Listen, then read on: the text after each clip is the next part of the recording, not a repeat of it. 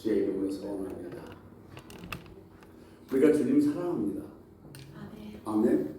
근데 내가 주님을 사랑한다는 최고의 표시가 뭐냐면 예배입니다. 예배에 찬양도 있고 기도도 있고 우리 물질도 있습니다. 우리는요, 사랑하는 사람이 있으면 그 사랑하는 사람에게 기쁨이 되기를 원합니다. 우리도 우리 주님을 사랑한다면 우리 주님의 기쁨이 되어야 할 줄 믿습니다. 주님 사랑해요. 고백까지 찬양 부르고 말씀 듣도록 하겠습니다.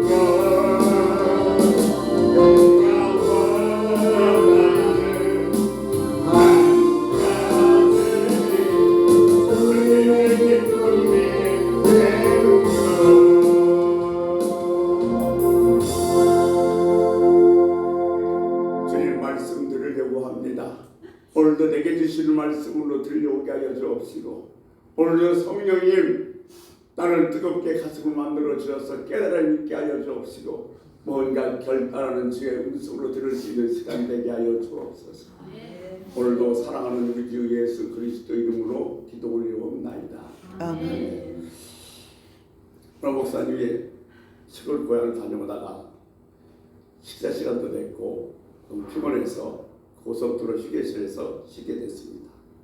식사를 마치고 이제 단수 나눈 다음에 출발하려고 차에 딱 올라탔는데 뒤에서 갑자기 쿵 하고 받는 소리가 납니다. 앞으로 숙여졌다가 다시 제자리에 돌아와서 차에서 내려서 차에 후미를 가봤더니 별로 흠집이 나는 것이 없습니다. 그래서 목사님이 차 운전자에게 괜찮다고 가라고 이렇게 손짓하니까 뒷차 운전수가 고맙다는 표시를 하면서 차를 뒤로 후진해서 뺐습니다.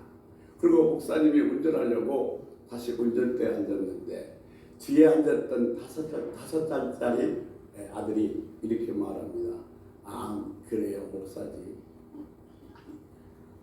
그 마음속에, 목사님 마음속에 오랫동안 암이 있었다고 합니다. 며칠 전에 제가 이 앞에 지나가는데 지하에서 커피숍을 하는 장로님 아들 차가 옆에 세워놨는데 순우리 그 인상의 이사님이 그 옆에 자전거를 세워놓고 자전거를 치우다가 그만 그 자전거를 그 차에 넘어뜨렸습니다. 약간의 기스가 난 것 같습니다. 그러니까 순우리 이사님이 차 앞에 번호를 보고 지하에 있는 장로님 아들에게 전화를 걸었습니다.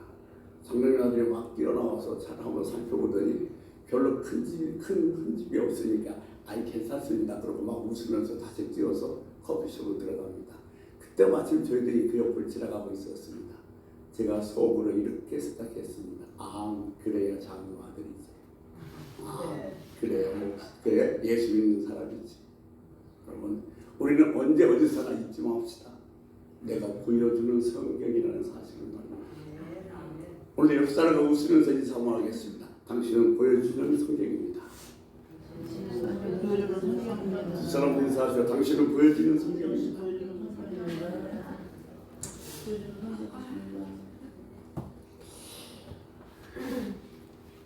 62년경에 골로새 교회에 빌레몬이라는 집사가 있었습니다. 이 빌레몬 집사는 사도 바울이 골로새에 있었을 때에 전도한 사람입니다. 그는 대단한 부자입니다. 많은 종들을 거느리고 있었습니다. 근데 그 종 중에 안에 오네시모라는 종이 있었는데 빌레몬 집사의 물건을 훔쳐 도망가다가 그만 붙잡혔습니다. 요즘 말로 쉽게 말하면 도둑질하다 잡힌 도둑놈입니다.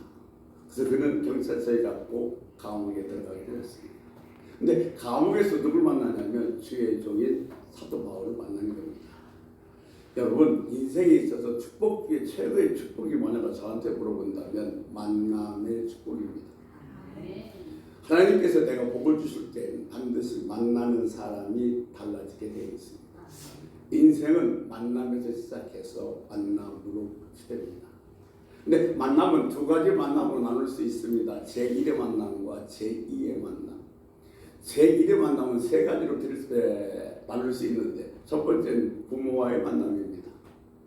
내가 어떤 부모를 만나에 따라서 내 어린 시절, 내 청소년 아니면 미래까지도 상당한 영향력을 미칩니다.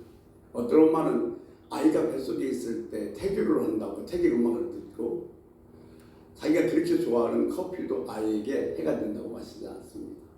근데 어떤 엄마는 아이가 배 안에 있음에도 불구하고 커피도 자주 마시고 쪼글 때 앉아서 고스톱도 칩니다. 이 쪼글 때 앉으면 뱃속에 있는 아이가 얼마나 힘이 들겠습니까? 이게 부모님의 만남부터 아이는 괴로움을 당하는 겁니다.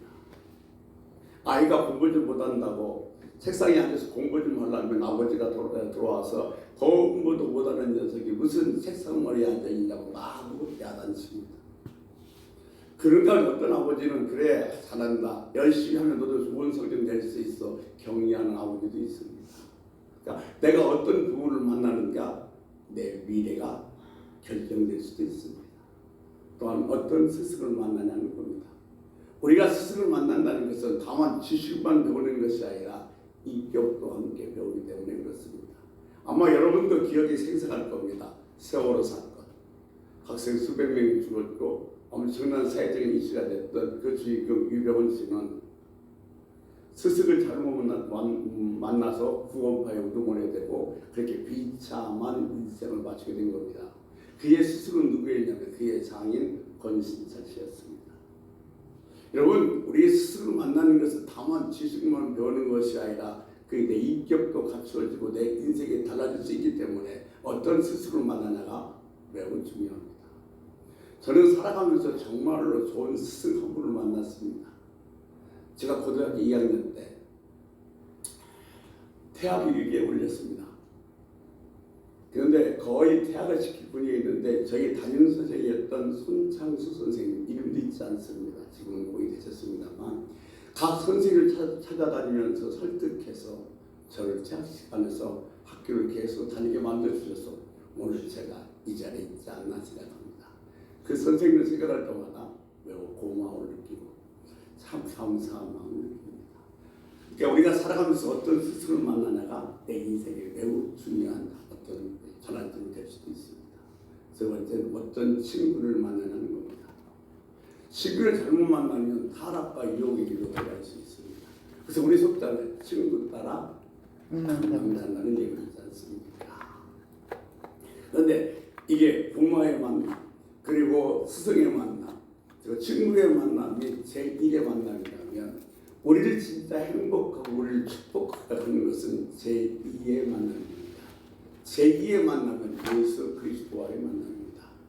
내가 비록 우리가요 부모의 만남은 어떻게 할 수가 없습니다. 내가 부모를 골라서 만날 수는 없지 않습니까? 그러니까 제1의 만남이 부모의 만남, 친구의 만남, 스승의 만남이 잘못됐다 할지라도 제2의 만남, 예수 그리스도를 만나면 그 만남에서 우리는 새로운 인생을 살며 복된 인생을 살아갈 수 있기 때문에 제2의 만남, 예수 그리스도의 만남이 매우 중요한 것입니다.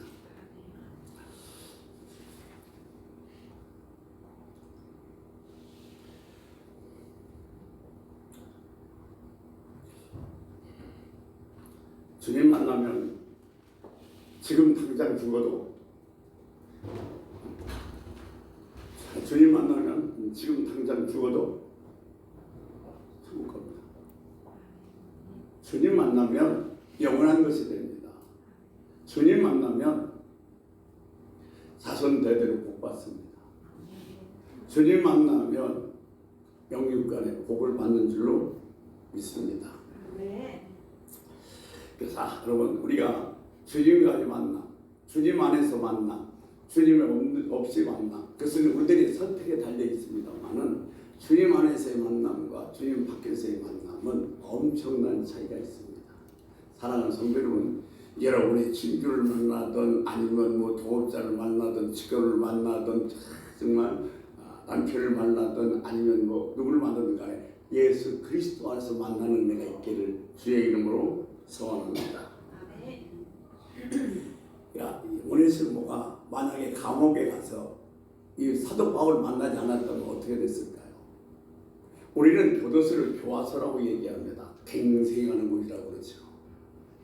다시 새롭게 되어서 반성하고 새로운 사람이 되어서 나옵니다. 근데 사실상 우리가 살고 있는 현재에서 교도소는 정말로 그런 교화장소, 갱생이 되는 곳은 아닌 것 같습니다. 실수로 조그만 죄를 지었다가 교도소에 가서 교도에서 매일 밥 먹고 24시간 같이 만나는 사람이 다 도둑질하는 사람, 강도, 사기꾼, 살인범들과 만나니 더 큰 범죄자가 되어서 밖으로 나올 수밖에 없습니다. 우리가 죄를 짓고 교도소 가면 소위 전과자라는 낙인이 지킵니다. 그런데 그 낙인의 효과를 지울 수 있는 방법은 딱 하나뿐입니다. 예수 그리스도의 흔적을 갖는 겁니다. 주님께서는 절대로 과거를 묻지 않습니다. 그래서 내가 어떤 죄를 지었든 간에 내가 예수 그리스도를 믿으면 예수의 흔적을 가지고 절대로 내 낙인 효과는 내게 더 이상 효과를 발휘하지 못한다는 것입니다. 저희들이 이번에 9월 1, 2, 3 서초 휴양소에서 하계수리라는 그 관계로 윤백일 목사님, 청주 여자교도소의 교도 선교하는 분입니다. 그분과 통화할 기회가 있어서 통화를 하는데 그분이 이런 말씀을 하더라고요. 저도 한 오래전에 법무부 교화의원으로서 서울구치소에 한 3년 동안에 선교를 했었습니다만 1년에 2번 행사를 갔습니다. 성경 퀴즈대회와 성경 암송대회를 합니다. 근데 청주 여자교도소에서 매주 화요일날 선교를 하는데 7월 1일 날 아마 성경 암송대회를 하는 모양입니다. 상금을 걸어놓고, 그러니까 거기 갈 때마다 교도소 소장이 이렇게 이야기한다고 합니다. 목사님, 여기 교도소인지 교회인지 모르겠어요. 각 방에서 막 성경 암송하는 소리가 나니까. 이 사도 오네시모가 사도 바울을 만나지 않았다면, 감옥에서 사도 바울을 만나지 않았다면 과연 그는 어떻게 되었을까요? 오네시모는 감옥에서 사도 바울이라는 주의 이름을 만났기에 그의 삶이 변화가 있었습니다. 바꿔서 얘기하면 사도 바울은 감옥에서도 뭐 했다는 거예요? 복음을 전했다는 겁니다. 사랑하는 성도 여러분, 우리는 때를 어떤지 못 어떤지 복음을 전해야 됩니다. 내가 죽어가는 영혼을 반드시 구해내야겠다는 그런 결단이 있고, 어떤 핍박이 없고 어떤 어려움이 있다 하더라도 반드시 복음을 전해야 되는 줄을 믿습니다. 우리가 29일 날 새생명 전도 축제를 하는데 내가 그때를 위해서 늘 기도하면서 이렇게 좀 대상을 삼고 기도하며 말을 걸었던 분이 한 분 계십니다. 딱 한 분 말을 걸었습니다. 몸이 불편해서 매 아침에 오전 오후로 치료받으시는 분이십니다. 그래서 이제 제가 말씀을 걸었고 29일 날 저희는 생명잔치였으니까 한번 오시죠 하고 제가 얘기를 했습니다. 그러고 나서는 더 적극적으로 얘기를 해야 되겠다고 생각했는데 그분은 그분이 보이질 않습니다. 더 이상 나빠져서 움직이지 못해서 그랬는지 그때 제가 매우 안타까워 느꼈습니다. 좀 더 적극적으로 더 많이 자극적으로 얘기를 할 걸. 여러분, 때를 놓치면 아무 소용이 없습니다. 때를 어떤지 못 어떤지 어디서든지 복을 전할 수 있는 귀한 여러분 되시기를 주의 이름으로 소원합니다. 사실 누구를 만나는가 매우 중요합니다. 여러분, 내가 내 자녀를 양육하는 데 있어서 내 자녀만 봐서는 절대로 양육할 수 없습니다. 왜냐하면 내 새끼는 이쁩니다. 그러니까 잘못하고 못된 것을 내 눈에 들어오지 않습니다. 근데 누굴 보면 아냐면 그 자녀의 친구를 보면 합니다. 그 자녀의 친구의 모습이 바로 내 자녀의 모습인 겁니다. 생일날 친구를 초대했습니다. 그런데 밥 먹을 때 기도하면서 밥 먹고 교회 얘기하고 학습 얘기하면 내 자녀는 괜찮은 자녀입니다.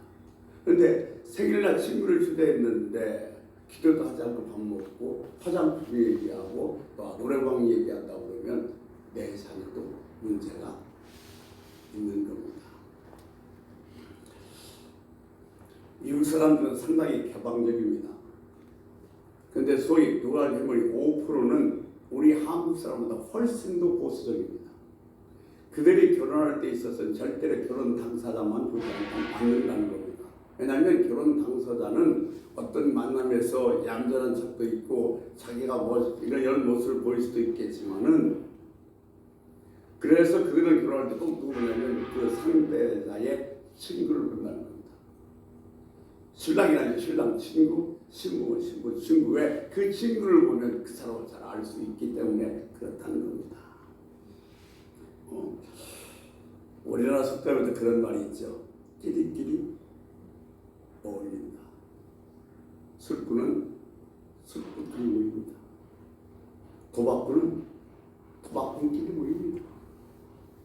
축구는 축구끼리 모입니다. 기독교는 기도하는 사람끼리 모입니다.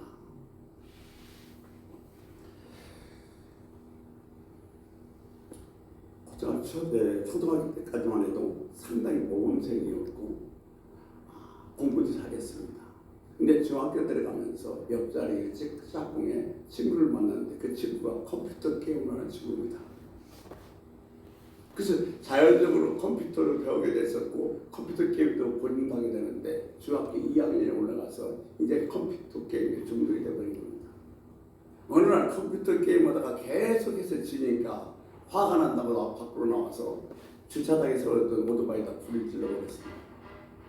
또 오토바이뿐만 아니라 승용차 2대를 다 태워버린 그런 사건이 뉴스에 나온 적도 있습니다.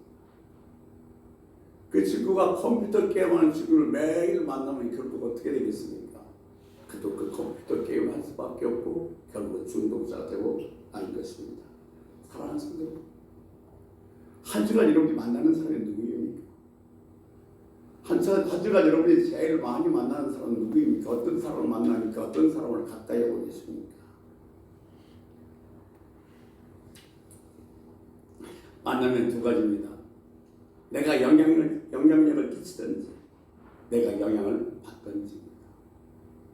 내가 지금 만나는 사람이 믿지 않는 사람이라면 그들에게 내 영향력, 예수 그리스도의 영향을 끼칠 수 있도록 상당히 많은 준비를 하고 기도하고 말씀을 무장해야 됩니다. 그렇지 않으면 결국 나도 모르는 사이에 세상 것이 돌아서 내 신앙이 약해질 수밖에 없는 겁니다. 여러분, 나는 누구를 만나든지 그 만나는 사람에게 예수 그리스도의 영향력을 끼치는 사람이 되어야 되겠다고 결심하시고 그러기 위해서 무던히 기도하며 말씀을 읽는 여러분 되시기를 소원합니다. 세상 것은 우리들이 육신이 좋아하게 되어 있어요.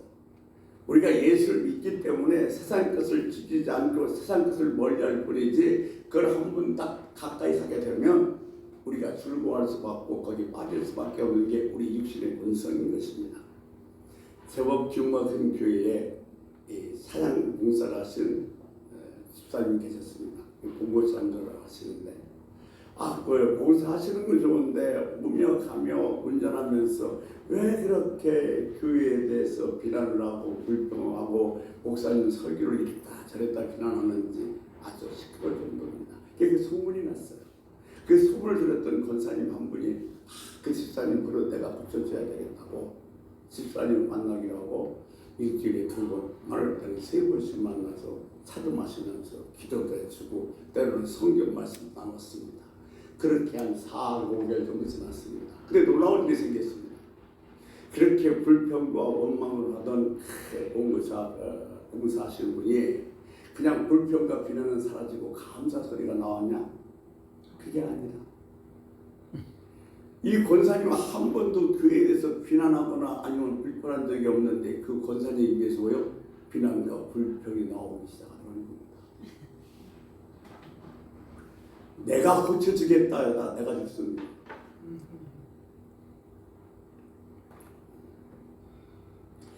부정적인 생각을 말하는 사람은 피해야 됩니다. 불평을 말하는 사람은 피해야 됩니다.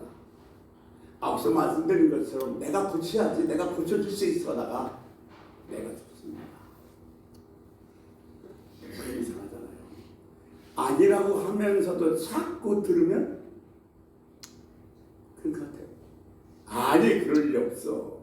설마 그럴 리가. 그럴 수도 있을까? 그러네. 그러니까 부정적인 얘기를 들으면 아닌 줄 알면서도 나도 모르게 그게 왜 저도 들어가서 그 부정적인 생각에 동의하게 되어진다는 겁니다. 될 수 있으면 교회 한 번 더 들리시기 바랍니다. 될 수 있으면 믿음 좋은 사람 한 번 더 만나시기 바랍니다. 될 수 있으면 목사 한 번 더 만나시기 바랍니다. 여러분 목사가 여러분 보고 고스톱 시작하겠습니까? 노래방 가자고 하겠습니까? 얘기해봤자 예수 얘기고 믿음 얘기는 하겠죠.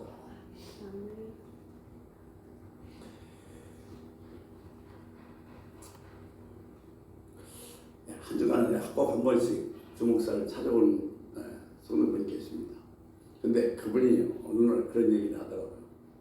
내가 목사님 찾아와서 이렇게 얘기하다가 보면 뭔가 꼭 한 가지는 배워서 합니다. 그게 참 좋습니다. 제가 그 얘기를 들으면서 참 지혜로운 성도라는 생각을 해봤습니다. 왜냐하면 여러분 사실 만난 사이에서 제일 자주 만난 사이에 누가 되냐면 목사 자주 만나서 해로운 없습니다. 여러분 누굴 가까이 합니까? 무엇을 가까이 하십니까? 매우 중요합니다. 도둑놈이었던 오네시모가 감옥에 들어가서 누구 지혜적인 사도 바울을 만났기에 그에게 더 나아가 일어나는 겁니다.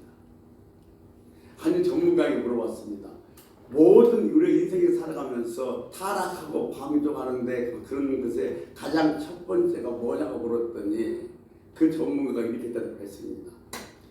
어디서 제일 많이 사람이 타락하고 또는 실수하는가? 초등학교 동창회 납니다. 아니 나이 먹어서 초등학교 동창회는 나가서 뭐 할 거예요? 아니 초등학교 때 좋아했던 남자 만나서 뭐 할 거예요? 근데 제일 이용해서 많은 게 초등학교 동창회. 두 번째는 산악회. 이 등산 간다고 하면서 오메 가면서 방방 뛰고 술 먹다가 다 사고가 난다는 거예요. 그래서 이런 그 모임이 가장 사고를 많이 발생이 한다고 전문가가 발표한 얘기를 들은 것 같습니다. 결국 그걸 가까이 그것이 무상이 되어버리고 말고 노래방, 산악회 이런 고수은 뭐요 세상 문화이기 때문에 세상 문화 이런 뭐요 사단이 묻어있게 되어 있습니다. 정말 지혜를 부탁드립니다. 지혜 좀 더 가까이 하세요. 믿음 좋은 사람과 가까이 하세요. 기도 많이 하는 사람과 가까이 하세요. 그러면 나도 모르게 내 영적 성장이 있을 줄로 믿습니다. 여러분, 이 양이 운명적으로 만나면 어떻게 할 수가 없어요. 그런데 내가 바꿀 수 있는 것은 바꿔 나가야 됩니다. 고칠 수 있는 만나면 고쳐가야 됩니다. 부정적인 만남은 줄여가고 없애가고 긍정적인 만남은 권장하고 긍정적인 만남은 더욱더 뭐요? 많이 만들어야 될 줄로 믿습니다.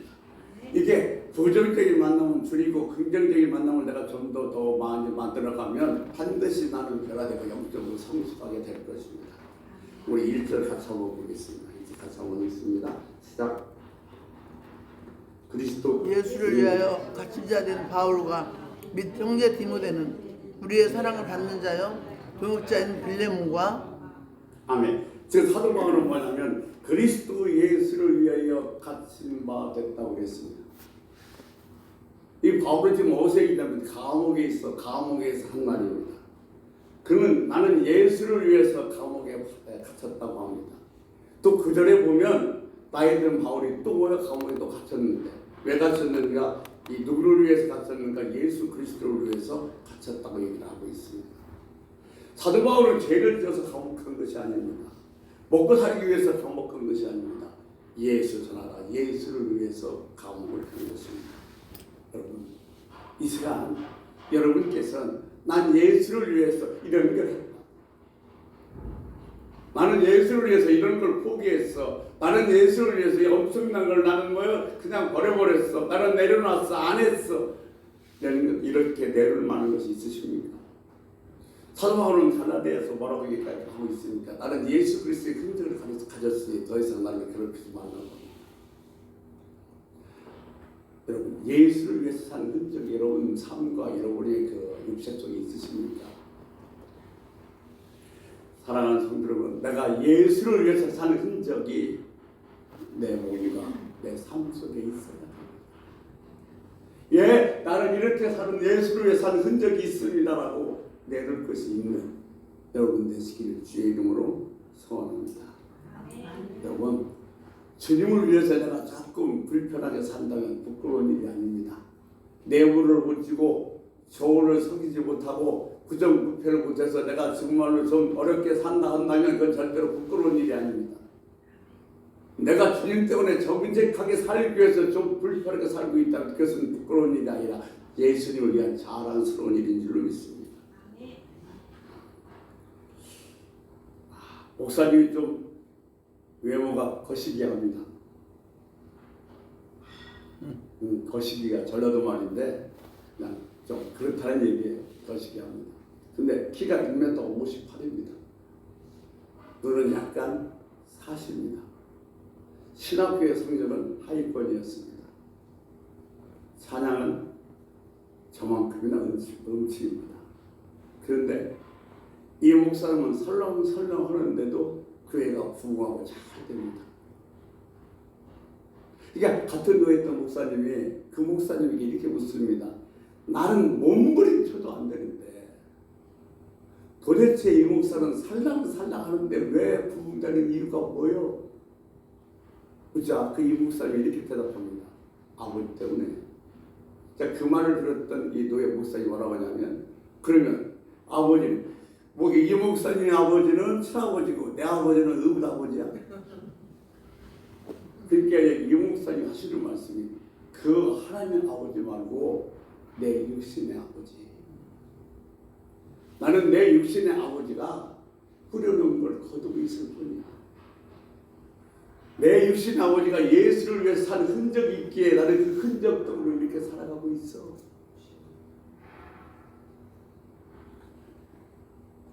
그것이 분당 우리 교회 이천수 목사님의 이야기입니다. 예수를 위해 살면 하나님께서 책임져 주십니다. 아멘. 여러분, 신앙생활 잘 하셔야 됩니다.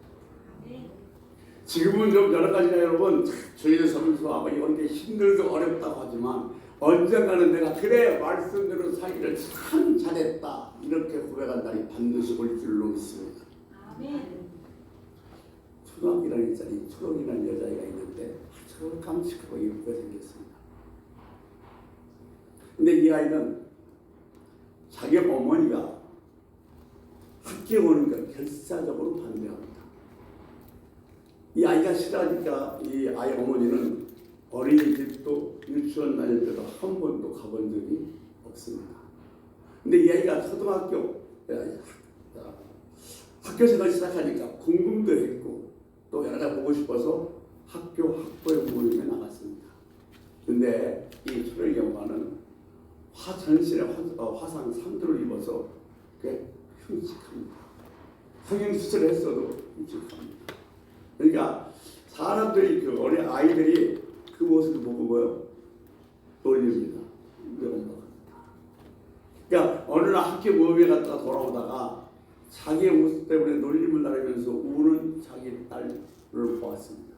한쪽 구석에서 네 엄마 이랬다 저랬다 놀리니까 그때 울고 있는 자기 딸을 보았습니다. 돌아온 엄마는 딸이 돌아오기를 기다렸습니다. 딸이 돌아오더라 젊은 시절에 예쁜 사진 한 장을 보여줍니다. 이것이 엄마의 젊은 시절의 모습입니다. 그런데 어느 날 아빠는 축전을 잡고 너는 안방에서 자고 있기에 너를 잠시 누워놓고 옆집에 올라가는 사이에 우리 집에 불이 났다는 거예요. 붙었는데 안방에 있는 누워있던 너를 그냥 둘 수 없어서 내가 불쌍히 뛰어들어서 너를 껴안고 나왔는데 불은 내 온몸에 붙었지만 다행히 너에게는 붙지 않았다. 이 상태는 그때 내가 불이 붙어서 입은 화상이 나다. 네가 이것을 부끄럽게 생각한다면 난 앞으로 절대로 너희 친구들 앞에 모습을 내보이지 않겠다고 그랬습니다. 그랬더니 그 저애가 울면서 엄마 정말 미안해. 내가 잘못했어. 그다음부터는 아이들이 놀리는데 이 초록이라는 어린아이는 절대로 꿈쩍도 않습니다. 그건 흉터가 아니라 어머니가 나를 사랑하신 사랑의 표시야. 사랑의 흔적이야. 예수님께서 우리를 사랑해서 십자가에서 못 박힌 흔적을 갖고 계십니다. 그래서 저와 여러분을 살리실 줄 믿습니다. 저와 여러분은 예수를 위해서 산 어떤 흔적을 갖고 계십니까?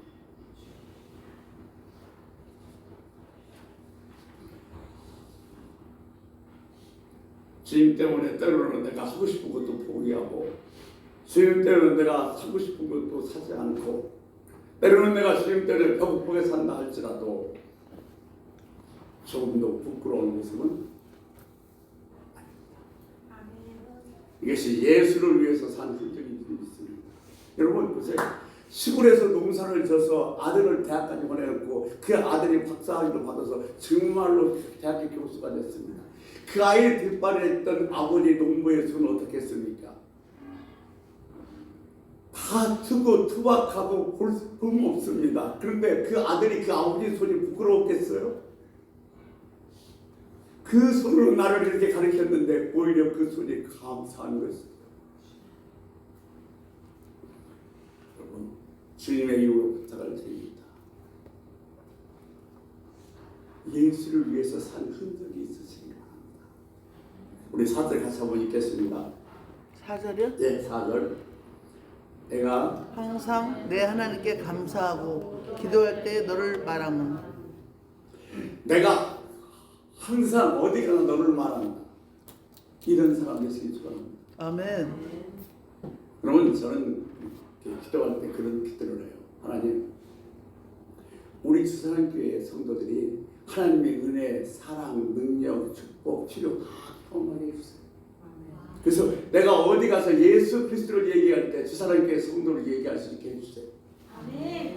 우리 교회 아무 교회는 아무 집사님은 그 능력 받았다, 아무 집사님 치료 받았다, 아무 집사님 복 받았다. 우리 주사랑교회 성도를 얘기할 수 있도록 하나님이 경험케 해주시옵소서라고 기도합니다. 나는 어디를 가든지 너를 말한다.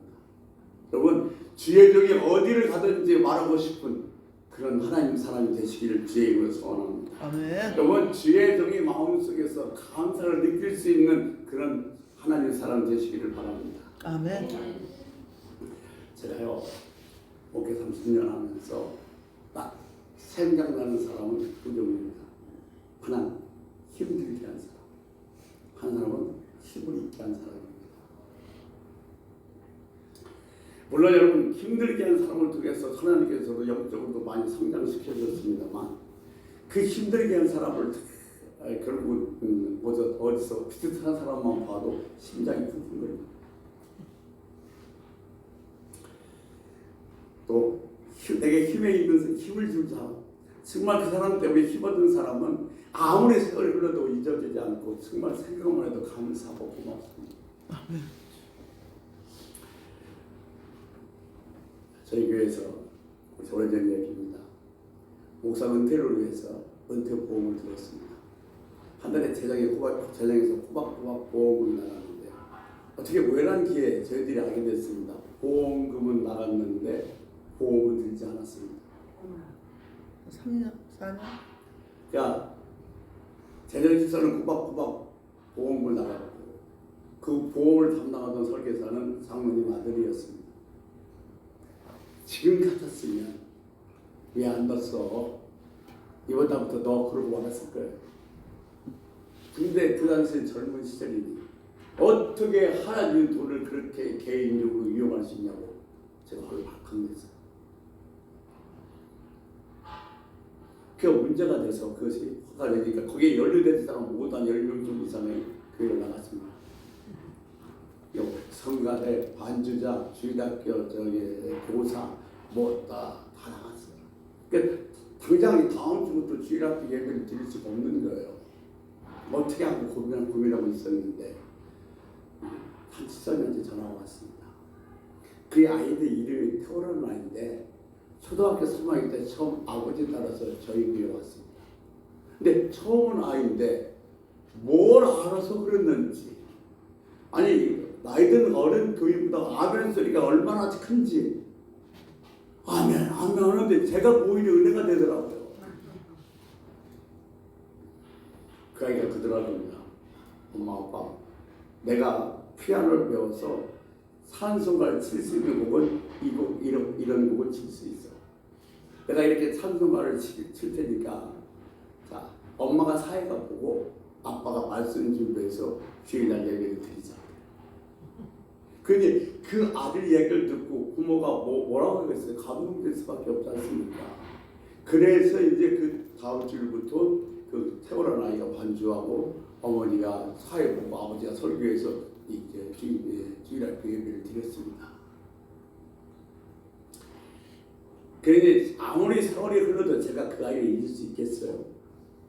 못 잊죠. 근데 희한한 게 있더라고요. 그 아이는 성적도 하위권이었습니다. 어느 날 주목사님이 그 아이를 물었습니다. 네 소원이 뭐니? 1등 하고 싶대. 그럼 내 소원대로 돼. 근데 갑자기 그 점수가 좋아서 2등하고 3등하고 전교에서 4등하고 그러다가 평택중학에서 동산고등학교를 갔어요. 그런데 작년에 저한테 인사로 왔더라고요. 서울대에서 박사 지금 코스를 하고 있다고. 근데 그때 그러면서 그 아이가 저한테 그런 얘기를 해요. 오늘도 목사님 울겠다. 왜냐면 그 아이만 생각하면 가슴이 뭉클해요. 그 어린 나이에 어떻게 그런 생각을 했지? 그런 생각한 그 아이는 내가 정말 오랫동안 감명 깊고 남을 수밖에 없고 하나님의 축복하지 않을 수 없어요. 그 부모가 그 아이가 이 공산고등학교를 졸업했음에도 불구하고 대학교에 두 번이나 떨어졌어요. 저한테 상담 와서 제가 이런 얘기했습니다. 걱정하지 마세요. 하나님을 감동시킨 아이입니다. 하나님이 책임질 겁니다. 그러니까 서울대에서 박사 코스하고 있어요.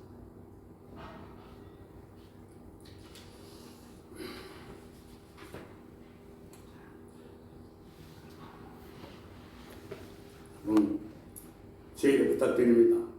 나쁜 예로 쓰이지 말고 좋은 예로 쓰이지 말고. 아멘. 아멘. 목사가 예를 드는데 나쁜 예가 아니라 좋은 예로 쓰임 받으시는 여러분 되시기를 주의 이름으로 소원합니다. 아멘. 우리 7절 읽겠습니다. 진짜 같이 하고 있습니다. 형제여, 성도들의 마음이 너로 말미암아 평안함을 얻었으니 내가 너의 사랑으로 많은 기쁨과 위로를 받았노라. 사랑하는 성도 여러분 어떤 사람 되었으면 좋겠어요? 기쁨과 위로를. 여러분이 사랑을 만드는 자가 되시기를 축복합니다. 아멘. 평안을 만드는 자가 되시기를 축원합니다. 여러분 평안을 깨는 자가 되지 마십시오. 불평의 씨앗을 뿌리는 자가 되지 마시길 바랍니다.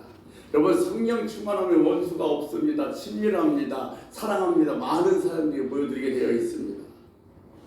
사실은 목사는 성도들의 사랑을 먹고 목회합니다. 아멘. 우리 11절 읽고 말씀 정리하겠습니다. 10절 같이 한번 읽겠습니다. 그가 전에는 내게 무익하였으나 이제는 나와 내게 유익함으로. 오네시모라는 뜻은 유익한 자라는 뜻입니다. 전에는 무익한 자였으나 이제는 유익한 자가 되었습니다. 자, 전에는 뭐였다는 거예요? 우리가 이름값 못한 겁니다. 오네시모 유익한 자라는 뜻이에요. 그럼 우리 이름값 하는 존재로 살아야 줄로 믿습니다. 아멘. 부모들이 자기의 자녀들의 이름을 지어줬을 때 그렇게 살라는 의미가 포함되지 않았겠습니까? 저도 마찬가지. 제 이름도요 흰백자에다가 빼어날 숫자에다가 소깃편입니다. 예, 왜 부뚜와 소뚜껑에 그 손잡이죠? 소깃편이에요. 그렇게 마른 살도 툭 빼어나라고 지은 이름인데 이름값 운동을 살았죠. 근데 예수 그리스도 안에서 예수 안에서 예수를 믿으니까 이름값 하게 되더라고요. 아멘. 이름값은 그리스도 안에 있을 때 가능한 줄로 믿습니다. 예수 그리스도를 믿을 때 가능한 줄로 믿습니다. 오네시모가 그리스도를 믿고 소도가 된 후에 바울에게도 그 주인 빌레몬에게도 그 이름 그대로 유익한 자가 되었습니다. 유익한 자가 된 오네시모를 뭐라고 얘기합니까? 12절에 바울은 이렇게 합니다. 그는 나의 신복이라. 신복이다 그랬습니다. 근데 오네시모는 무익한 자였죠. 쓸모없는 자였지만 바울을 만나서 유익한 자가 없어서는 안 될 신복이 된 거예요. 여러분, 신복은 1000만 명이 어디 있어도 그 사람이 없으면 안 되는 거예요. 내 모든 비밀, 뭐를 마음 먹고 턱 얘기하는 사람이 신복이에요. 내 대신 할 수 있는 사람이 누구냐면 신복인 겁니다. 이 신복이는 바울에 터놓고 말씀하는 사람, 자신을 대신해서 보낼 수 있는 사람이 누구였냐면 오네시모였다는 거예요. 여러분, 이 오네시모에게 그 신복이라는 단어를 헬라어에서는 어떻게 무슨 단어를 썼냐면 스프랑크라는 단어를 썼어요. 근데 이 스프랑크라는 단어를 킹제임스 영어 성경에서는 뭘로 번역했냐면 창자로 번역해놨어요. 내 창자 같은 자, 창자 같은 집사, 강 같은 집사, 심장 같은 권사, 그런 의미예요.